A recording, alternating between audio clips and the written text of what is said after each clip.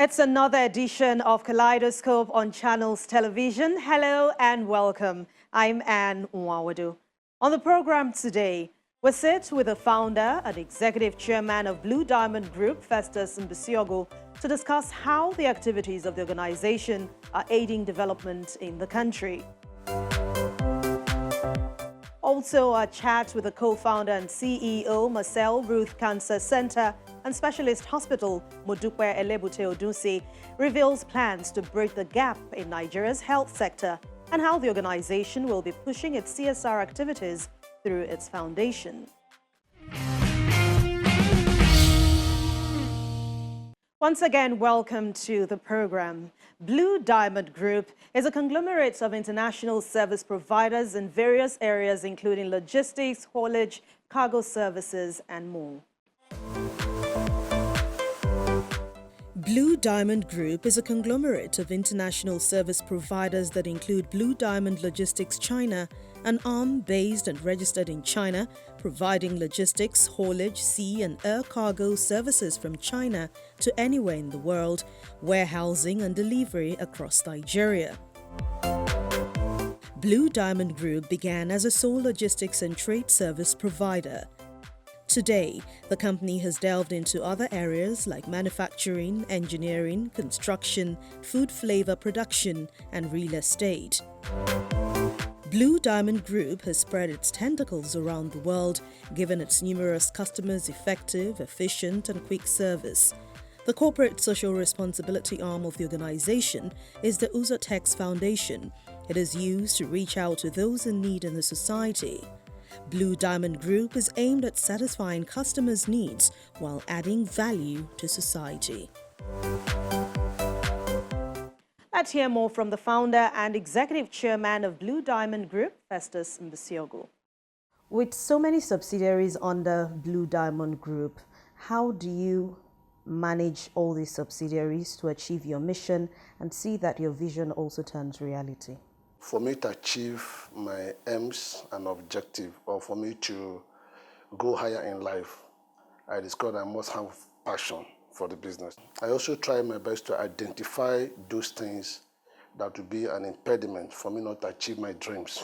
What I did to achieve my goal in China was to get professionals in the business, Chinese that knows more about shipping, because I know that I will not be in China always, because we operate from China, we operate from Dubai, we operate from Hong Kong, and we also operate from Vietnam. Recently, we are partnering with somebody in Newark, in New Jersey.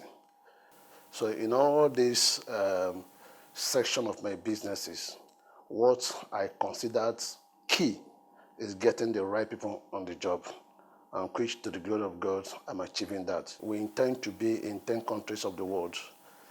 To the glory of God, we are now in 5 countries, so we want to go higher. Nigeria's relationship with China dates back 50 years ago. I mean, for both countries, it's been a very good relationship. For your organization that deals with operations in 2 countries, that's China and Nigeria, how has business been for you, good or bad? Well, good. Sometimes bad, but let me take it from both sides. Good in the sense that technology have helped a lot. Just like when we newly established our firm in China, some of the text messages, email from that very side is in Chinese language. So you can imagine me, I don't know how to speak, I don't know how to write in Chinese. So what I did was to get a secretary that can be interpreting. You can see the stress I went through. 80% of what we consume in this country is from China. So some of our clients may have goods from Shenzhen, from Shanghai, from Beijing. I need to, at times, for us to confirm the quality, we need to fly all the way to that very site to inspect the product, and probably before shipment. So these are the challenges we are having. But the good thing about it is that the registration is very easy. Once you go to the foreign affairs, get what it takes for you to register your company, for what it takes for you to have your resident visa. All that is online. And when you follow the due process, you don't need to go through the shortcuts. It's very, very open. Then down here in Nigeria, it's a bit challenging in terms of steady power supply. A few years back, the past administration visited China. They pleaded with Nigerians in diaspora to repatriate their funds back home. So I think I would have made that very call when he visited China. And when Goodluck Jonathan came, they also made that very passionate appeal. The present administration also keep on asking us to repatriate our funds back home. I yielded to that very call.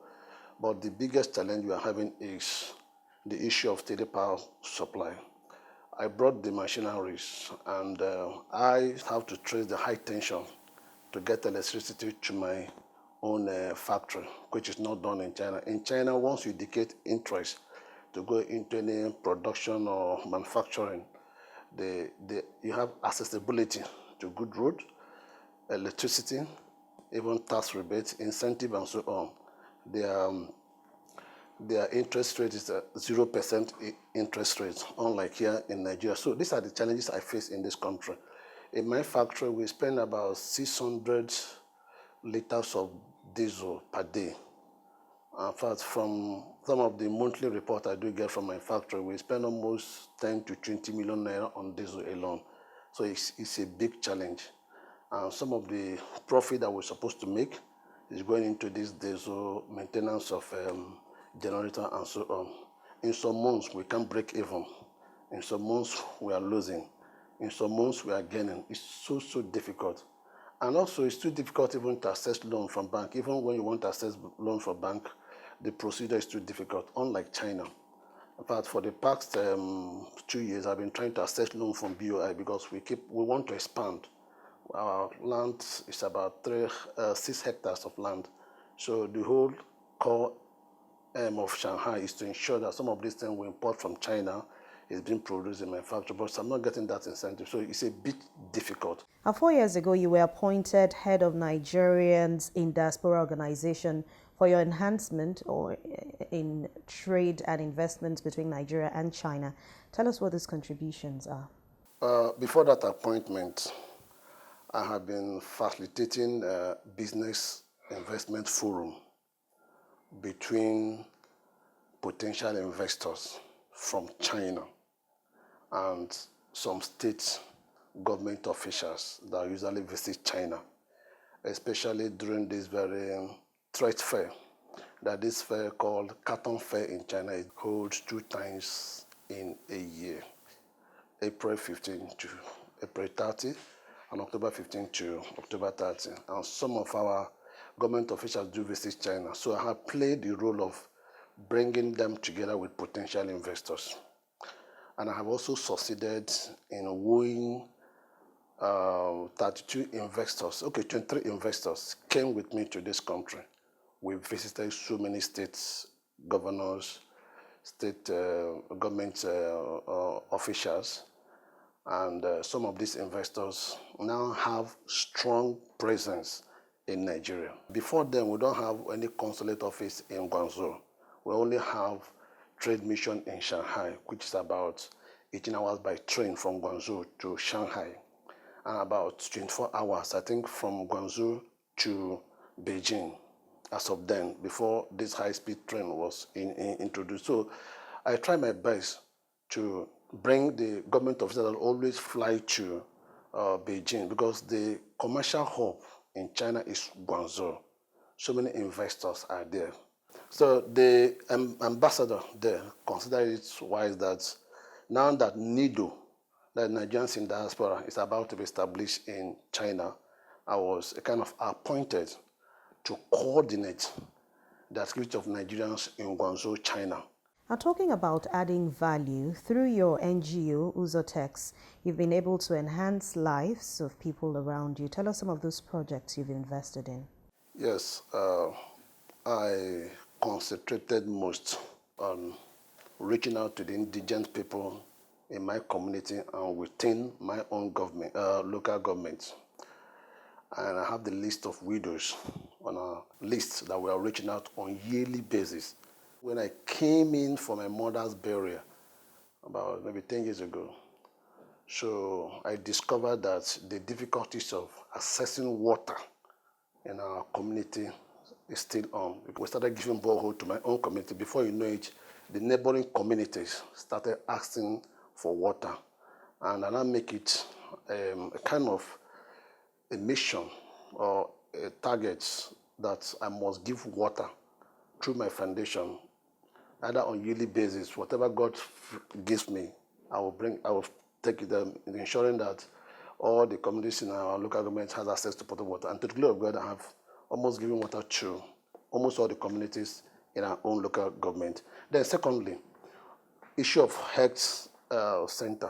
We now have health facility in my own local government. This is what my foundation is doing. The hospital is built, handed over to the community, built and furnished. It was commissioned by the former Women Affairs Minister. That was last 4 years. She came and commissioned it. And on yearly basis, we are doing what I call free medical checks. So many, almost from the whole local governments, people are coming.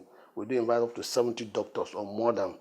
During the lockdown, the foundation also reached out to them. That foundation is created to reach out by the group, to be a channel to reach out to people. We don't only do it in my own Imo State, even here, we're reaching out to some indigent people. Even I carry even to some states. I've also given water to some states because I know what I passed through when growing up. So I make it as point of duty that as long as the Lord is blessing me, I'll be saving to give water to people.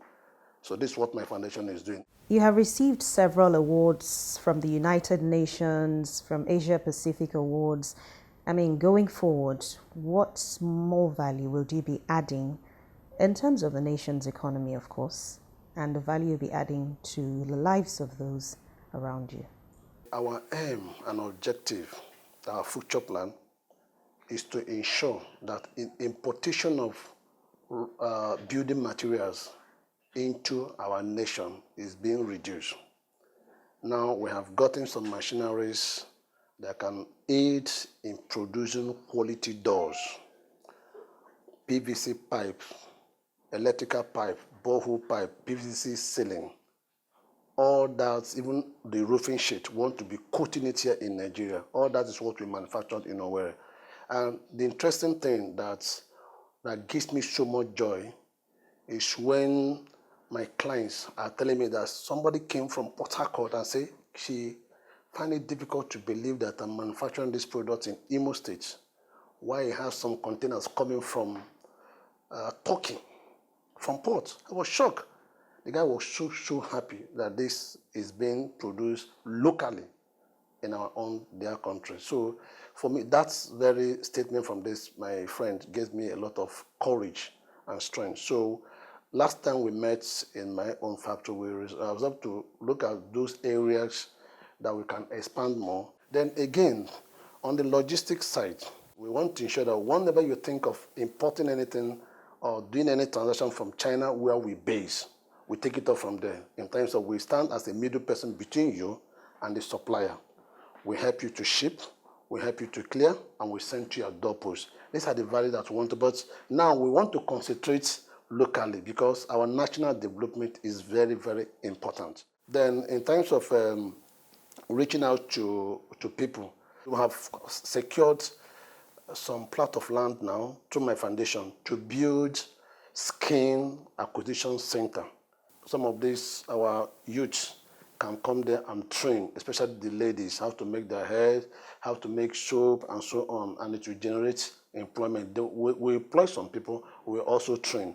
And we're also looking at having a section of that very skin acquisition center to train all these tilers, the people that are into building materials. Like, I want to tell you what is going on in this country now. I think government should be aware. People from Togo, Cotonou, are dominating in terms of this skill work, like POP, tiling of the houses, and so on. And most of us in this country are ignoring that very, very section of business. That will help in taking away youth from the streets, right? Engage them, and that will also reduce unemployment. When we return, we'll beam our spotlight on Marcel Ruth Cancer Center and Specialist Hospital right here in Lagos. Stay with us. Welcome back. You're still watching Kaleidoscope on Channels Television. One medical outfit hoping to make a difference is the Marcel Ruth Cancer Center and Specialist Hospital. Let's tell you more. Established in 2020, the Marcel Ruth Cancer Center and Specialist Hospital is a one-stop center for the comprehensive treatment of cancer and other special conditions at the purpose-built premises on Victoria Island, Lagos. The team offers the highest standards of care with the latest treatments and technology in comfortable surroundings designed to promote healing. The center provides world-class services with state-of-the-art facilities like radiotherapy center with linear accelerator, imaging center with 64-slide CT scan, 3D mammogram, 3D ultrasound and digital X-ray, 2 modular operating theaters. With the aim to set new standards for healthcare in Nigeria, the Marcel Ruth Cancer Center and Specialist Hospital is hoping to address the existing gap in Nigeria's health sector. The co-founder and CEO Marcel Ruth Cancer Center and Specialist Hospital, Modukwe Elebute Oduse, speaks to us about her mission and her plans. I know you have a passion for research, but tell me what inspired the Marcel Ruth Cancer Center and Specialist Hospital, and is it all about cancer? To be honest, the main thing that inspired this was a desire to come back home. I went to medical school here, left in 1986, and I've spent over 30 years in the United Kingdom doing postgraduate studies in both internal medicine. So I've got a qualification in as a fellow of the Royal College of Physicians, as well as in hematology, fellow of the Royal College of Pathologists. But all the time through my journey, learning and being exposed to the best possible care for patients in different aspects of my training, I've always thought that it would be amazing to come back, to bring that back here, home, and look after patients here. So that really is the crux of it from my personal point of view.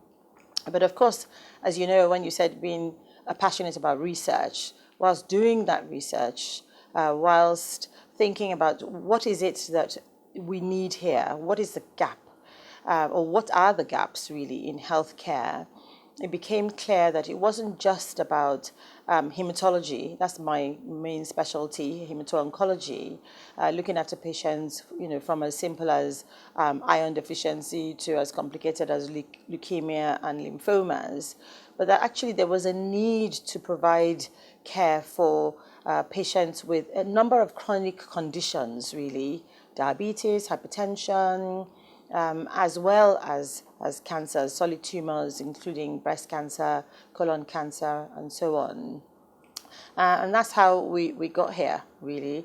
And in terms of thinking through what we should do and how we should do it, sort of brought with me a number of people along the journey who provided some inspiration and guidance with regards what we should do.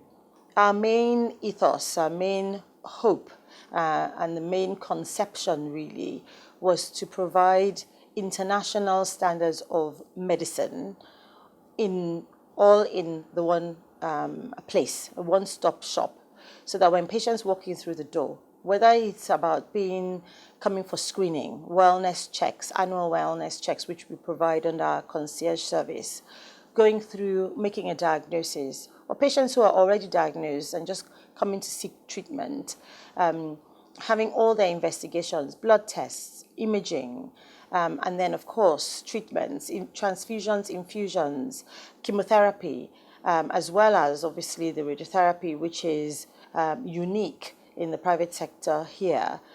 Everything is available here in one place.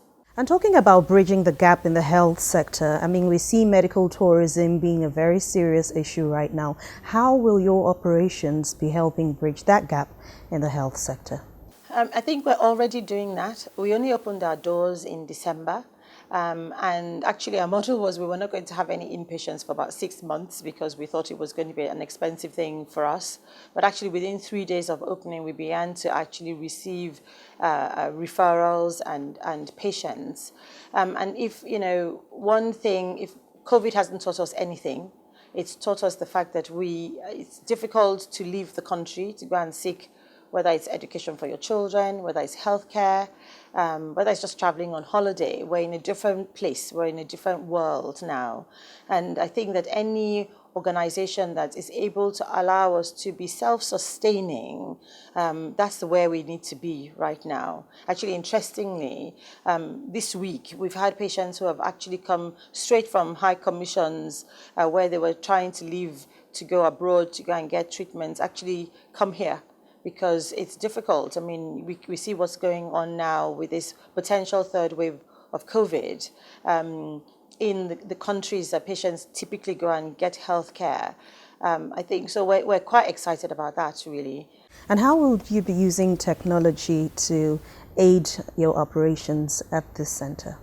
So we've invested quite heavily in state-of-the-art equipment, diagnostic equipment, as well as equipment to treat patients. So going from, we have a fully operational laboratory, which where we can test for a whole range of blood tests to help make a diagnosis.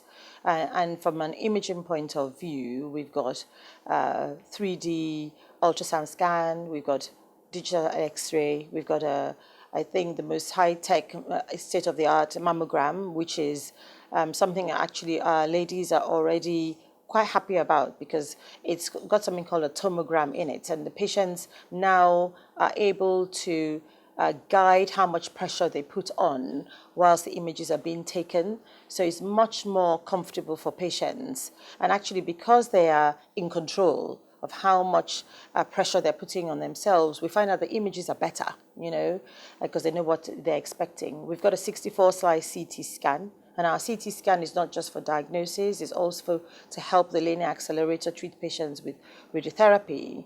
And then, of course, we've got a radiotherapy machine, a TrueBeam, which is the 5th in West Africa, and the first in West Africa, and the 5th in Africa, bringing state-of-the-art radiotherapy to patients. So here we are able to provide patients with not just the medical treatment, chemotherapy or transfusions, infusions. We also do surgery. We've got 2 modular theaters kitted with state-of-the-art equipment. And in particular, I'm very, very keen, as you said earlier on, about research and about teaching. So we've got one of the theaters where there is audiovisual equipment that's linked to a seminar room where people can sit in the seminar room, surgeons, students, can watch the surgeon, can hear what the surgeon has to say, and they can be taught without actually being in the room. So, yeah, we've I think, tried our best, really, to bring the best possible diagnostic and therapeutic equipment here to treat and look after patients. Talking about staff, do you source for them locally or you outsource?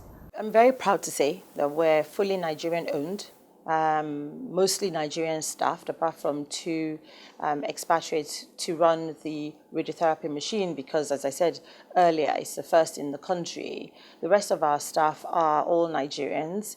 Some of us have spent a lot of time abroad, so like myself had been away. My director of nursing had worked in the US for over 30 years before she came back. Some of our surgeons are people who have trained abroad and come back, but we also have a complement of highly skilled staff who trained here. So we have got a combination of the 2. I think we've built up quite a good set of staff. We've got over 40 staff in the building who are all well trained to look after patients. And for us, that patient-centered care being delivered by the right skill set with compassion and speedily is quite important to us. You're passionate about giving back, that I know. From medical school, where you helped set up a sickle cell club in Lagos, you're the grand patron of Build Africa and a trustee of Walkabout Foundation. You must have plans to give back to society. actually, I've been giving back for a long time. I mean, I left medical school when I was 21, so I've been involved with a number of non-governmental organizations for most of my career. And I've done it not just in medicine, but in education. So Build Africa builds schools in Uganda and Tanzania, in rural areas, not in the cities. And that's what we did that for quite a long time. And in the end, we actually had over 100 schools that we built and funded. So giving back is something that, for me, I think, you know, if you're blessed enough to do what you want to do, if you're blessed enough to achieve even probably more than you ever thought you would achieve, then obviously it's easy to realize that you have to consider giving back. With regards to what we're doing here, we've already set up a foundation, the Marcel Ruth Foundation, which in the future will be available to try and provide care for patients who are not ordinarily able to afford care. Because cancer care and also care of chronic conditions is expensive. It's expensive because the diagnostics, the equipment are expensive. It's expensive because the drugs that we use are quite expensive. And in particular with cancer, we have moved away from just using chemotherapy agents, which are quite toxic to people. We're using drugs that are more targeted so that we're limiting the side effects. But those drugs come at a cost.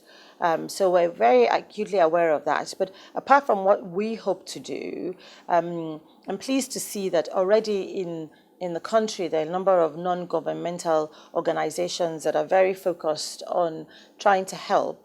The other set of people who are very keen to help are the pharmaceutical companies themselves, who are already working with one or two of them in particular conditions to provide drugs for those patients who cannot ordinarily afford them. So there's a lot of work that is being done. There's much more than we can obviously do. And looking forwards, our aim and our hope is to try and make sure that a wider range of patients can afford care. And we will be doing a lot of work ourselves and together with other bodies to try and ensure that we provide the corporate social responsibility that's needed to provide that for patients in the country. Well, this is where we draw the curtains on this edition of Kaleidoscope. Thank you so much for watching. Don't forget to watch past editions. Go to youtube.com/channels web, go to playlist, click on it, and then you'll find various editions of the program. Thanks a lot again. I'm Anne Nwaudo. Stay safe, and I'll see you soon.